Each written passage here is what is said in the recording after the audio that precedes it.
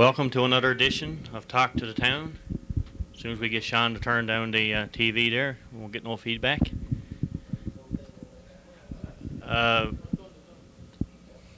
For all you people who've tuned in a bit early to watch Mr. Albert Thomas, Mr. Thomas will be our second guest. We're going to start off tonight's show with Gilbert Penney and Harvey Rice. And Gilbert and Harvey is going to discuss a little bit about backpacking and hiking across our beautiful province of Newfoundland. Welcome to the show. I'm going to call you boys because make you feel a lot better. And you can call me Bert. Okay. Welcome to the show, Bert and Harvey. It's nice to see you take the time out of your busy schedules. Teacher, I'm not sure, Bert, if you're still into the field. I'm not in the field. I was a teacher, but now I'm retired. Oh, well, he got lots of time anyway. He got plenty of time. That's right. Yeah. Anyways, boys, like I say, it's nice to get you over and get you, a little bit of idea on all the hiking and the backpacking you guys are doing. We with a great trail here, Alexander Murray Hiking Trail. First question I'd like to know if you guys tried out our trail. Yes, I did it actually last fall, and I thought it was a marvelous trail. The scenery is fantastic from the top. There are a few things that can be done to make it even better, but I was really impressed with it. And what about you? I haven't done the trail, but I've gone down to Rattling Brook and went up over the mountains. And that particular area, where I think was the old mail line or something going over to Middle Arm. Yeah. So we've hiked from the bottom there up through on top of the mountains. So I think the view is similar from both places, from what I understand. So I guess that's one of the things that's on your schedule for a hike. Well, it looks like I'm committed now, I guess. Now, I guess the most important question everybody asks you when they meet you is, how do you get started in backpacking and hiking across the province? Well, actually, Clooney, even though I'm a retired teacher, I haven't been at this very long, relatively speaking. I started hiking with Harvey, who had been hiking before I got involved, about 10 years ago. And at that time, what we would do was simply take a one-night or two-night trip up to the Topsails, and we gradually progressed from there to the point where we started planning week-long trips, and of course then it got to as long as a month. So we started small and built up from there as we got more experience and as we bought more gear. Now, Harvey, it looks like you've been at it a little bit longer, so your relation of how you got started, it's similar or a little bit different? Yeah, basically I got started, first of all, by canoeing. And going into areas, into lakes and ponds and so on, that very few people frequent. So, and going in with the canoe and then hike back into the hills, sort of beyond that, beyond the ponds and lakes. And I found that you see a lot more wildlife, quieter even than canoeing in a sense. So I got hooked on it after seeing a few caribou and so on. So, like Bert was saying, we after that we planned a few hikes to the top, so just a day and 2 days, and it grew from there. Now, anybody, I guess, who read the local newspaper know you guys have done a few hikes over the past few years. Mm-hmm. Just tell us a little bit about some of the trips you've taken. Okay, if we could focus on the map here. Maybe if we'll probably go in order in which we did them, if that's all right. Yeah, okay. Okay, we started by taking, of course, like as Bert was saying earlier, just a few trips up to the Topsails here. The map shot yet. Okay. Okay, there Here we go. Okay, we were taking a few trips up to the Topsails, and that grew into, after camping 1 or 2 nights and so on, we decided to fly into a particular area called the Buckens Plateau, right here. And some people in Kings Point and surrounding area may be familiar with the Buckens Plateau. And we actually flew in there on 2 or 3 trips. And this is Caribou Lakes here, and went from Caribou Lakes up to Alex Pond, down to Bruce's Pond, and right up to Buckens, in fact. So we flew in, for instance, to Stoney, out to Buckens, and we flew in from Bruce's and got picked up again in float plane. And another trip we did, which a lot of people do, tourists and so on, is that we did what's called the Grossmorn Backcountry Hike. We went into the Western Brook Fjord, in which you get this cruise ship, I guess, if you want to call it that. It goes in there with passengers and go into the upper end of the lake, turns around, and comes back out. A lot of people, I would say, would have done that one. And we got dropped off up in the upper end of the gorge, came up through the gorge, went in through the backcountry, and came out where you get James Callahan Trail. And after that, we decided to extend a bit longer. This one, by the way, I think took us 5 days. So we wanted to extend a bit longer, so we went to Harbour Deep up here in the Northern Peninsula. And this trip was inspired by the book Will Anyone Search for Danny? Danny Cochran, which was a Royal Newfoundland Regiment member who lost his life here in the winter going from Harbour Deep over to Ox Bay. And Earl Pilgrim, of course, famous book, sort of drew us to this particular region. And we went from here, I think it took us 6 days, Bert, 6 days? Yeah, 6 days, yeah. By the way, this is only 6 days hike, but it was very difficult because of getting from Harbour Deep up into the open country, which is about right here. This is the most difficult hike, like I've said before, that I've ever taken, which is even though it's only 6 days long. Rough territory, is it? Very rough territory. Yeah. From Harbour Deep up to the open country, the trees are just over your head, really thick, and you just have to pull the trees back to get through with your pack and so on. And maybe Bert could mention, we went from there 6 days to another hike, 19 days, and maybe Bert can describe this one. Okay, I'll follow along as you take your hiking pole there. Yeah, for this one, the idea was to cross the island, actually, from the south coast to the northeast coast. So what we did was we drove down to Burgeo, where Harvey's pointing there, and we got a couple of fishermen to take us in open boat over to the west to Connor Bay. And this is where they dropped us off, up at the bottom of that bay. And from there, we headed north, and we crossed, 5 days later, I think it was, we crossed the Burgeo Highway in the area of Peter Stride's Pond. And we went up the highway for a small distance before we branched off and climbed to the top of the Aniopscotch Mountains. And that's a long range of mountains, a very beautiful range of mountains. So we crossed the entire length of those, and we came down in the area of Lloyd's River. We crossed there on the other side of Lloyd's River, walked up the side of the river until we came to Red Indian Lake. Along the side of Red Indian Lake, we headed directly to Buckens, and from Buckens we headed straight to the old rail bed and the topsails.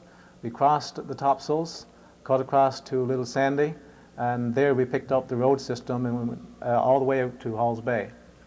So that was a 19-day trip, which was obviously the longest we had done up to that point. And that one was 297 kilometers. Interesting trip, actually. We saw a lot of fascinating scenery on that trip. Especially here in the Aniopscotch Mountains, beautiful. If you're up here, you can see the country from all sides. So you can look down Victoria Lake, you can look down on Lloyd's Lake, you can look back on King George IV Lake. So the view here, up here was fantastic in terms of seeing country. You could point out too that the southern section from Connor Bay up to the Burgeo Highway, a lot of that we didn't even see because we were fogged in for much of the distance there. So you're talking about fogged in now. You must have some instruments to follow to walk in the fog to know exactly where you're heading for? Map and compass, that's it. We didn't have any other instrument, not even a GPS. No, just map and compass. And you never got lost? Not that we would admit to. Actually, I guess we must have been lucky on this trip. We didn't get lost. To be fogged in, and not get lost. Yeah, that's right. But of course, what we would do is plan our route very carefully. And even in fog, if you have confidence in your compass and map, and in your ability to use them, you can go very short distances and keep checking on where you are. You strike a pond, or if you don't strike a pond, you're looking for the pond or whatever to come upon. Yeah. So it's not bad once you get used to it. So where did we hike to after this 19 days? Now I guess you took a rest for a while, and then you went on another one? Well, actually, we took a year's break. That was for planning. That was for planning. That's right, because we thought that if we went from south to north, let's make it complete by going from west to east. And it took us a full year and a half to plan what route we were going to take, get the maps, look at them, talk to people who's been in the area before, and sort of make plans for food drop-offs and these types of things, and talk to people about, like we had to cross the Long Harbour River over here. We talked to some people And some people would say, well, you can't cross that river. Other people would say, yes, there's no problem, and these types of things. So we had to check with a lot of people, interview a lot of people to find out what the area was like. Make sure of everything before you went in there. Yeah, Yeah, we actually made trips too, checking out That's right. rivers that were Yeah. on the way. We had to determine whether we could cross them. If Yeah. if we could get to them, check them out. We did. So I guess in the behind the scenes, there's not only just hiking these trails. There's quite a bit of work goes in behind There the is scenes. there is Yeah. a lot of work. well, basically, our hope is to have known the country so much by studying the maps, is that before we leave home, we know, for instance, where we're going to go, approximately each day, where we're going to, almost like where we're going to pitch tent in a sense. Yeah. We know the valleys, we know the hills and so on, and people back home would have copies of our topographic maps, Right. so if anything happens, they would know approximately where we are, Or where you should be. or where we should be, that's right. So in case of emergency, do you guys have radios now when you're on these things or contact people?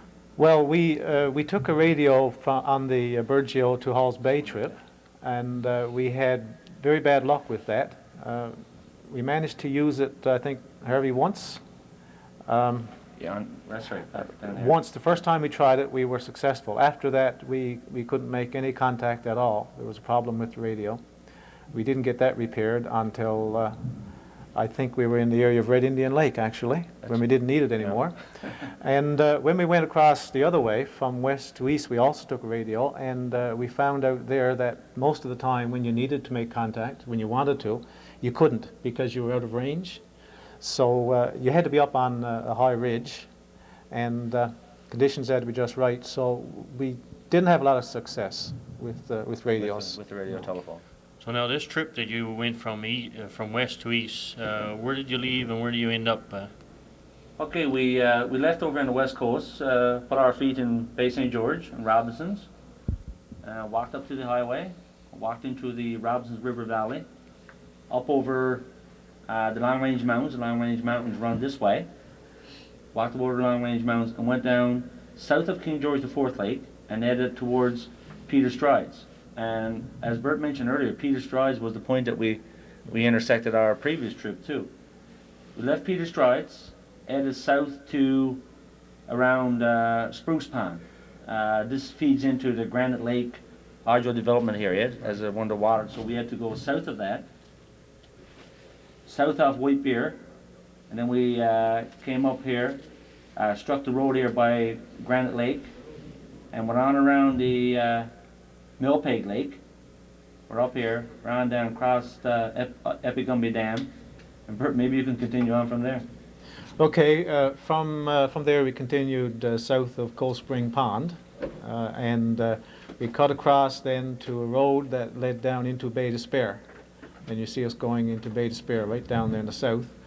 We crossed the Bay Despair Highway, and from there we headed into the Bay du Nord wilderness area. Some people probably are familiar with that. We had to cross the Bay du Nord River, and then we went across, we got into what's called the Swift Current Barrens, and this is beautiful open country with lots of caribou. We crossed the Long Harbor River, and we continued eastward until we hit the Burin Peninsula Highway in the area of Swift Current. We walked the highway till we got to the road that goes out to North Harbor. We left the highway there and cut right across the ridge, the North Harbor Ridge, across Come By Chance River, and then across the Trans-Canada Highway to Sunnyside, where we dipped our feet into the waters on the other side. So there we were 30 days, walking every day, and we walked a distance of 540 kilometers there. Our other trip here took us 19 days. To go from the south coast to Alls Bay took us 19 days.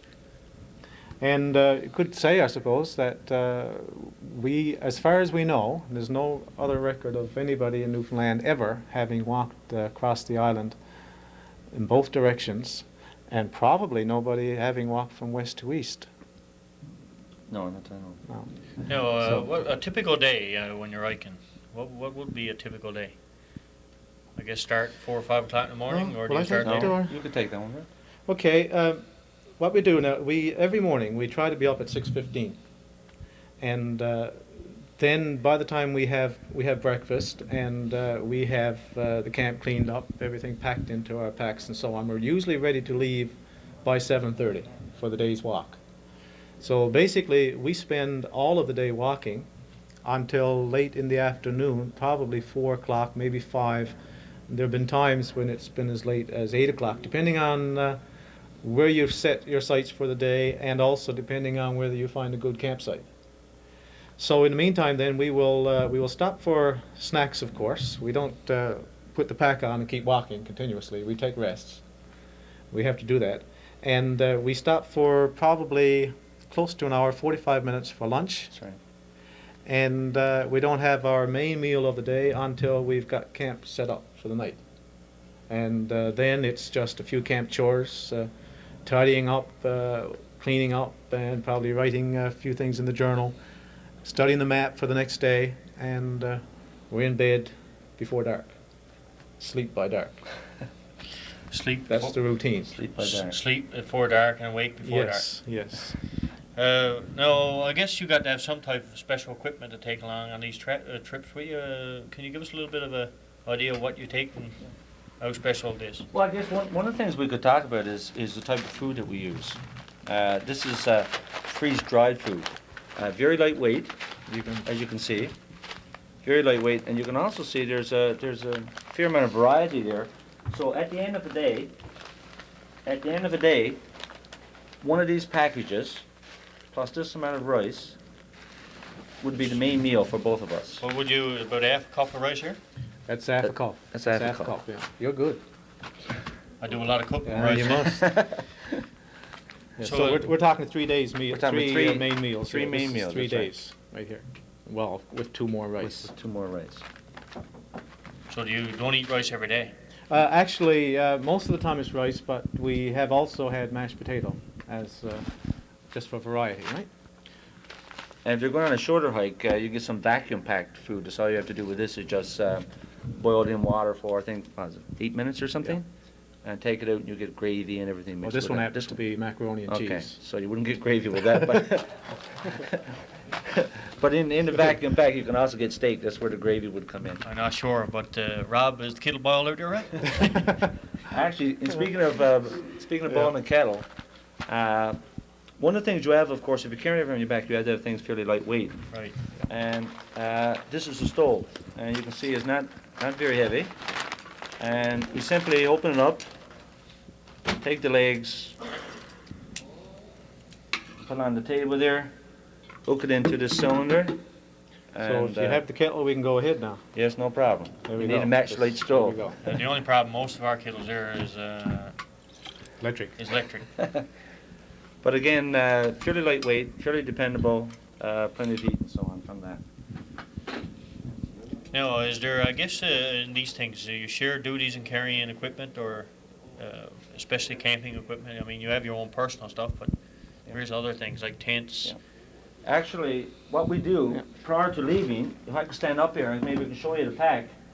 Prior to leaving, we pack our, like, whoever's carrying the tent, which is on the side of one pack here, the tent, and whoever takes the tent, the other guy would take the poles, and each one of us carry our own mattress and our own sleeping bags, and like you say, personal things. And if we were going for 10 or 12 days, we have 10 or 12 plastic bags of all of our food, and so this is what we're going to eat today and so on. But actually what we do, before we leave home, we weigh ourselves in our packs, see how much our packs weigh, and we make sure that each one of us got equal weight in the pack. If we don't, we sort of move things around, just make sure that I'm not carrying more than Bert. Yeah, he watches out for that one. So, Yeah. in other words, it doesn't really matter, Bert, if you got more No, than no, me. it doesn't No, matter at no, all. that's not Doesn't matter important. at all. As long as Ian got more than you. That's right. That's it. That's the idea. Well, I'm just careful that I don't have more than him. Yeah, I guess So that's he where doesn't have more than me. The weight scales comes in to keep it Yeah. even, eh? Yeah, we're careful about that. Now, you mentioned hiking staffs and stuff like that earlier when you were showing us on the map. Is this actually a ski pole, or is this a proper hiking staff? It can be a ski pole, of course. Harvey, you're strong. You had that one closed up pretty good. But we buy them as hiking poles, and they're advertised as hiking They're advertised as poles where we got them. The idea is, of course, you can just take that and stick it down the side of your pack. But we found that the first time we used it actually was the last trip we did, and we found it to be invaluable on a trip. for several reasons. Primarily, if you're walking with a heavy pack on, it's this extra little bit of support. Right. And if you're walking, if you're crossing a stream, you got this extra bit of support to keep your balance, because you wouldn't want to be crossing a stream that's probably waist high with fast water and stumble. So this helps you a bit. It helps you set your pace when you're walking. And it has any number of different uses. If you're crossing the side of a hill, or if you're going down a hill, it saves your knees, and so on. So we wouldn't go without it now. Some people use two, but we bought two and had one each. We couldn't afford two each. Of course, you can always fend off a beer with it too, right?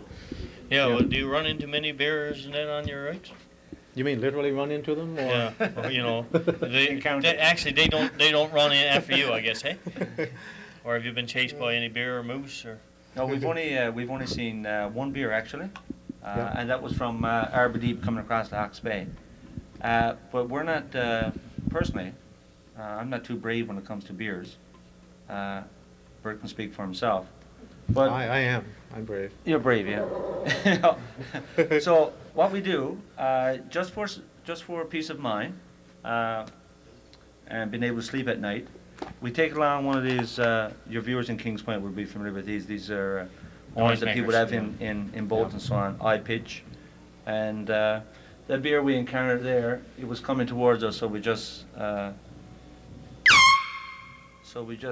Don't adjust your sets out there. So in the quietness of the wilderness, that would give something a terrible fright. Yeah, and I'd say give a lot of our viewers out there a terrible fright. Probably. Pacemaker's going crazy now. If you got a fright there, the number here is 2181, but please don't call. It was just Harvey playing with his little noise over there. Anyways, boys, how much planning is involved? Like, I guess a shorter trip is less planning, but a 30-day trip must be quite a bit of planning involved in that. Well, like we were saying before, for this longer trip, it took us, approximately a year, because we had to talk to so many people. And if you're going into a region, where you're unsure of the country, you try to contact someone that has been there before. And I think that's the important thing about the more preparation, the more likely you are to have a successful trip. Right. And like I said, we get the maps, we make sure people at home know where we are, and I arrange food drop-offs. And maybe, Bert, you can mention our food drop-offs on this longer trip here that we had. Yeah, we had 3 food drop-offs, and by food drop-offs, of course, we mean that we have extra fresh supply of food at certain points, because we can't carry 30 days' worth on our back at one time. So the first one we had was at Peter Strides again. A guy from Burgeo there actually he gave us the key to a little shed out behind this trailer there. And we stored food there. And then the next one we picked up at Granite Lake. And when we got to Granite Lake, Harvey's father and father-in-law, they drove down from Springdale and brought down extra food supplies for us there. So they reloaded us. And that lasted us till we got over to Bay Despair.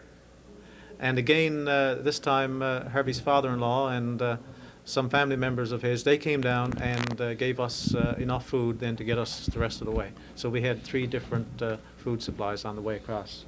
So actually, just the two of you hiking, there's obviously more people involved in the background. Yes, That's yes, right. we have people supporting Yep. us different ways, yeah. In fact, we should mention here as well that we have sponsors for our trips. Our 2 longest trips we had sponsors for. This particular trip, the longest one, the 30-day trip, we had sponsors from Subway. We had sponsors for the Go for Green movement. And we had sponsorship from Quaker Oats. Quaker Oats. Gatorade. Yeah. So a lot of our food was donated, and we've got some cash to buy other things necessary for our trip. So did you get to try any of their new products and while you were in the wilderness there? Well, especially the Gatorade one. We got full supply of Gatorade, plus all of our breakfast cereals and so on were provided by Quaker Oats. Yeah, you'll see on the pack. You see a bottle there strapped on the pack. That one, you see, you can't have cold drink when you're walking in the wilderness, obviously, right? So what we do is every morning before we leave to walk, we'll fill this with Gatorade, And even when warm, we find that Gatorade is a very good thirst quencher, fantastic thirst quencher. So this will last us all day. Of course, in addition to that, when you cross a brook or anything, when you're fairly confident the water is safe to drink, we'll drink water, even though it is warm. But that's how we try to keep from dehydrating too much during the walk. Now, the producer, Rob, for everybody that don't know who he is, he's out there pointing at his shoes. I guess what he wants me to ask you about is footwear. Oh. Okay. All right. I'm taking that as a single. I haven't seen him shake his head and say yes, but oh yeah, there you go. That's what he wanted me to ask you about is footwear. How many pair of shoes, I guess he wants to know that you wear out? I guess he wants to know what kind of footwear we I would use say, yeah. for a trip of that nature, because I think most people who walk in the backwoods in Newfoundland will wear the familiar green rubbers, right? Unemployment boots. Yeah. We used to do that first, and we weren't satisfied with them because even though they were waterproof and you walk along over a lot of bogs, but your feet tend to sweat and it's not comfortable to the bottoms of your feet. So what we started wearing is the proper hiking boot, and it's leather. You can see Harvey's there. It's full grain leather boot, and it's totally waterproof up as far as the top. And we find that if you're wearing those, you can wear those all day in a bog, and your feet won't get wet. Okay, unless of course, unless the bushes are wet, and they often are, as you know, in Newfoundland, even on a good day in the mornings, the bushes are wet. So what we do then, and Harvey, you can get probably the gaiters. We wear a gaiter over the boot, and that extends the height of the boot up so that you can walk through a stream actually, and you don't have any serious problems with water getting into your boots. Just strap them on like that, and this is waterproof, so you got more depth. So if you're walking in the morning through wet bushes or walking through streams or deep bogs, that's what you'll wear. So do you wear also, I guess, a pair of rain pants, rain gear? We do that.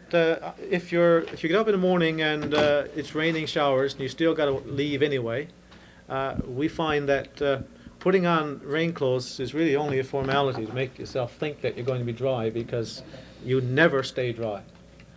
No, Would you agree? That's right. We've got reasonably good rain gear, but either because of sweat or because of dampness gradually soaking in through, before long you're soaked to the skin. So would you recommend that anybody who's doing any amount of hiking have a proper pair of boots, I guess, rather than the green?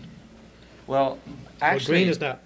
I don't think green matters. brown. Green, I think well- brown works fine too. Well, I was going to say the green unemployment Yeah. boots. I know. We know. We're just joking. Yeah, I know. But Okay, I'm being told it's not unemployment anymore, it's employment now. oh, I see. I'm sorry. So we're out of touch. Yeah.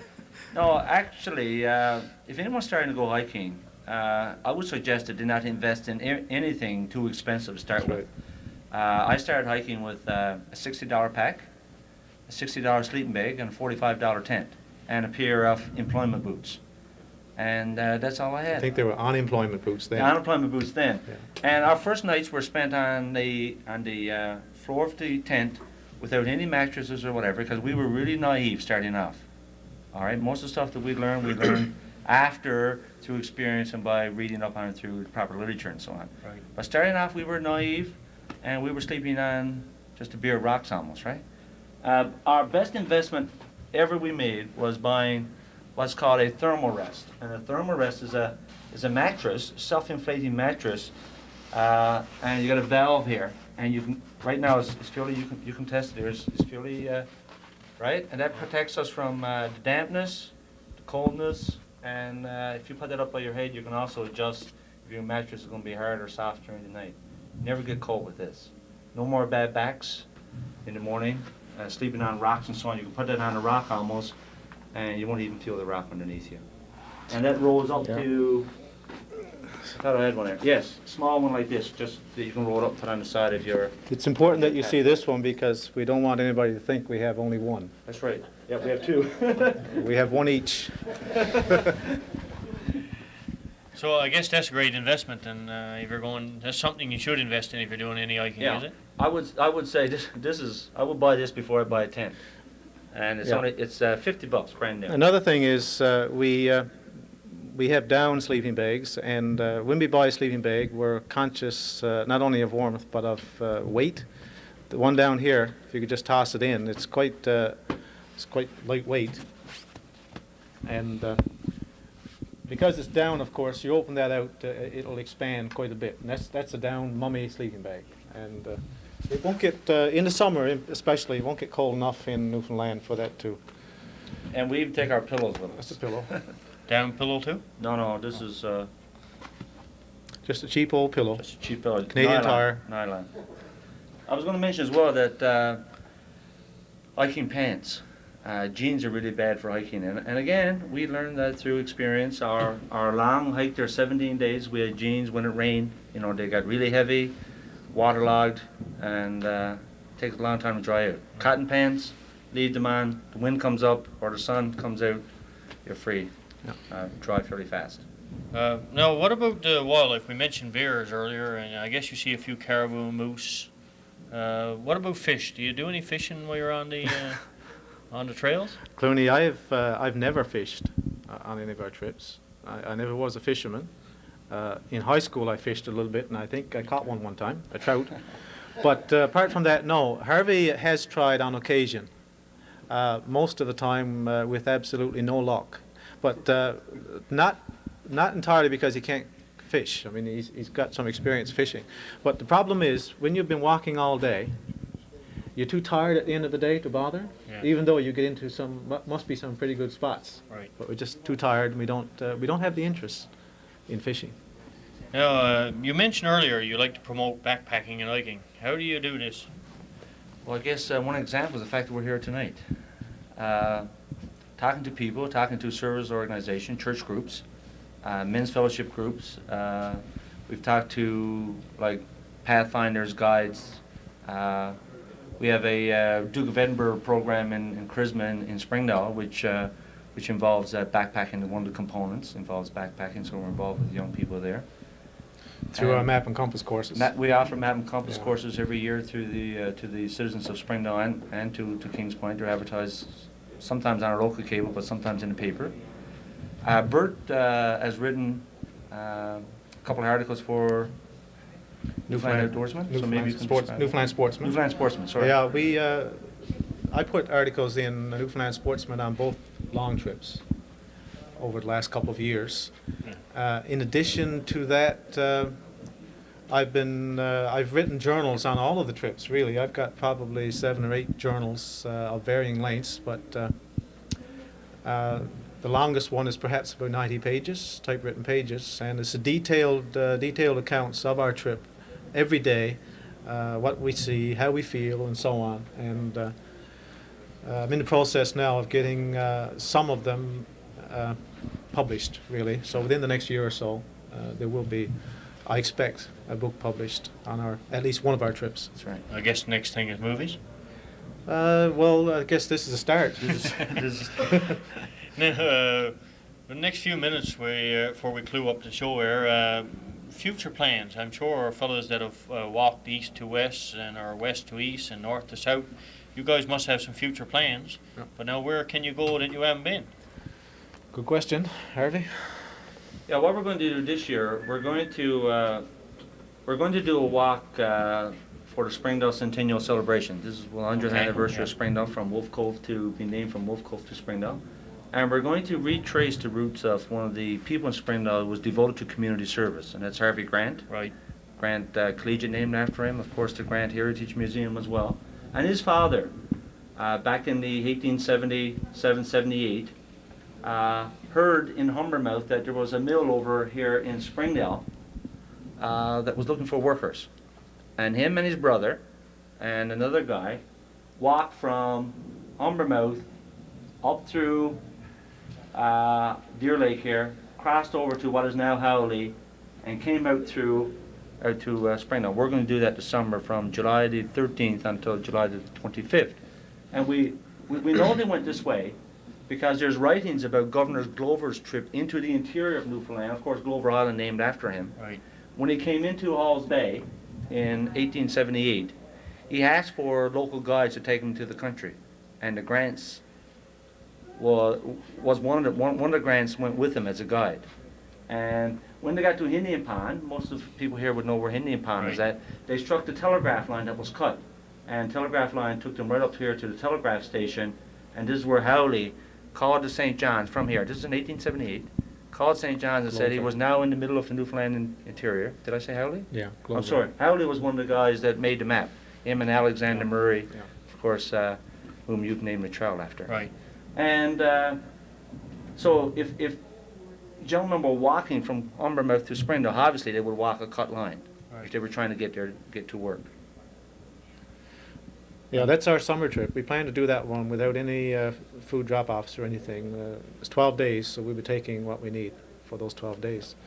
And it's interesting that the line of the telegraph didn't go right to Springdale. It came over to Kings Point first and cut out the Little Bay. It didn't go to Springdale because at that time Springdale wasn't well developed at all. It It wasn't much of a place. wasn't much of a place.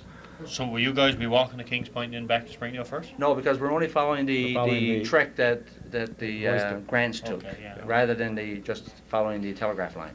Now, further down the line, anything major planned besides possibly a movie or books? Well, without being too detailed, because it's too indefinite yet, but we're already looking at either for the following summer or for the next summer doing another long trip, because this coming summer, although it's lengthy, we're not going to be satisfied, I don't think. So we're looking at another trip at least as long as the longest one we've done, and perhaps longer then. And since we've got our route, but since we haven't said anything definite about it, I won't indicate No. at this point where it is or anything like that. So we'll wait until this one's over. But in the meantime, if you're interested in being a sponsor, we'll tell you what we're planning. Well, no, I just wonder. I'm looking at That's the right. map there, and I Yeah. noticed that there's very little that goes from, say, the Burgeo area up to the St. Anthony area. Yeah. And I just wonder if you might be challenging yourself to take the longest part of the island, top to bottom. Well, No comment at this time. I just looking at the map, and I That's sort of right. figured that might Yeah. be where you'd be going, and maybe in the future, if we continue to do these type of shows, we can have you back if you Sure. plan to do the trip, or If maybe we have It'll be to do our something like pleasure. that and survive, we'd be happy to come. Yes. maybe one of these days you should take a video camera and an extra man along to do some videotape and bring it back to show us. yeah, we would be open to that suggestion. We don't take a video camera ourselves, obviously because of the weight, And Yeah. batteries. and the batteries will only last a day. But if we're on a particular section that someone would like to do some short segments, This fine summer, with that. this summer's trip would be the ideal time, because there are sections where we will be certainly near the highway. Yep. Once we get past Sandy, right? Yeah. especially We over would by be- Howley and so on. Yes, right? and even over Okay. there. So it's an ideal opportunity there, just Do to it. travel along. Thanks, boys, for coming in. I guess I shouldn't say boys. You asked me to say Gilbert and No, you oh, say- Bert. Yeah, no, you Bert. say Yeah. boys. Gilbert and Mr. Rice. And Mr. Rice, Harvey, for anybody who know. That's right. And thanks for coming out again tonight. And hopefully, like I say, we can have you back in the future, and you can tell us of the trip from the bottom to the top, and maybe it's from the top to the bottom. Right on. But again, we do this type of thing to hopefully encourage some people out there that would like to do Sure. hiking. And in future, maybe we can see you guys give some proper hiking, courses or challenges, and maybe we can get more people involved in the area around here, since we've got some Well, beautiful anybody who trails. wants us to visit and do any talking about That's right. or demonstrating, we'd be happy to. Any school, for instance, Bert spent some time here in Belmont this particular winter, helping out some young people learn some map and compass Our skills. goal is to get people involved That's right. while they're young. So if there's any organization around, fine, we're open to. So you hear that to all the organizations that's out there? These two gentlemen are only too happy to come in and teach you guys how to use your compass, or how to put on a proper pair of boots and walk, and you don't have to have those green unemployment boots anymore. Stay tuned now. We're going to take a couple of minutes to clear the stage.